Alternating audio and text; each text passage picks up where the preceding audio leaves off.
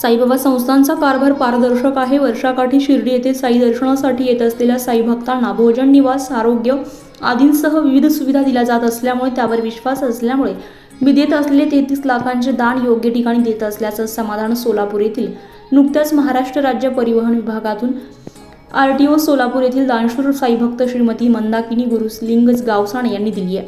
श्री साईबाबा संस्थांना चेक स्वरूपात रक्कम रुपये 20 लाख आणि विविध प्रकारचे एकूण 13,24,158 रुपये किमतीचे सोन्याचे दागिने असे एकूण रक्कम 33,24,158 रुपये किमतीची देणगी दिली आहे.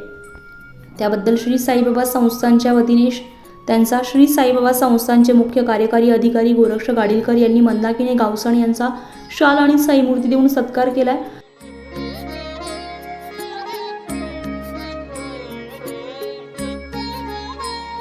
यावेळी श्री साईबाबा संस्थानचे प्रभारी लेखाधिकारी कैलास खराडे, जनसंपर्क अधिकारी तुषार शेळके, संरक्षण अधिकारी रोहिदास माळी आदी उपस्थित होते.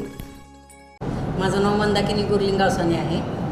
मी सोलापूर कार्यालयात RTO कार्यालयात 30 वर्ष सर्व्हिस केली. सर्व्हिसमुळे मला इकडे येता आलं नाही, पण मी बाबांची भक्त आहे बऱ्याच दिवसापासून. मग आज येण्याचा योग आला आणि रिटायर झाल्यानंतर जे काही मला पैसे मिळाले होते आणि अंगावरचे दागिने होते ते मला वाटलं की पैसा इथं द्यावा आणि सत्कारने लागावा, म्हणून मी आज इथं 20 लाखाचा चेक आणि अंगावरील दागिने दिलेले आहेत, अर्पण केलेले आहेत. दागिने किती तोळ्याचे आहेत? 20.5 तोळ्याचे. बरं. नेमकी साई मंदिराला दान देण्यामागे तुमचा उद्देश काय? मी इथं ऐकून होते की इथला पैसा सत्कारने लागतो, इथला कारभार हे आहे पारदर्शक, म्हणून मला इथं पैसे द्यावे वाटले. पैसा आपला दिला तरी सत्कारने लागावा.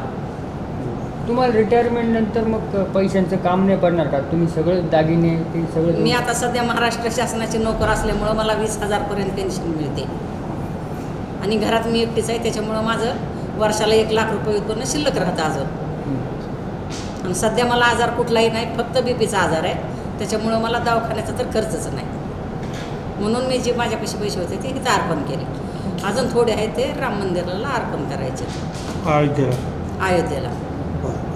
खरं जर बघितलं तर शासकीय सेवेमध्ये किंवा कुठल्याही प्रायव्हेट सेवेमध्ये आपण सेक्टरमध्ये काम करतो तर जी ग्रॅज्युटी मिळते किंवा इतर जी रक्कम मिळते ही एक आशेचा किरण असतो आणि तुम्ही तोच आज दान केलेला आहे.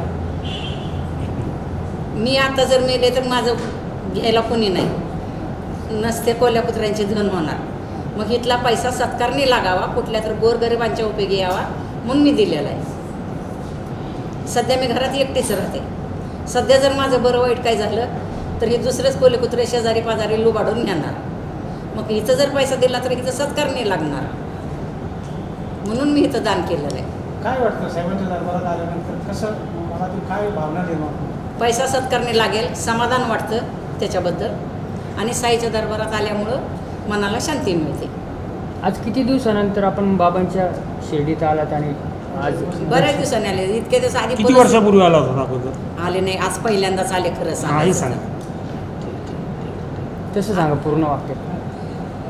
मला आधी परिस्थिती नव्हती, सर्व्हिस लागल्यानंतर सर्व्हिसमुळे येता आलं नाही आणि आता मग आज पहिल्यांदाच आले इथं बाबांच्या. कधी निवृत्त झालात आपण?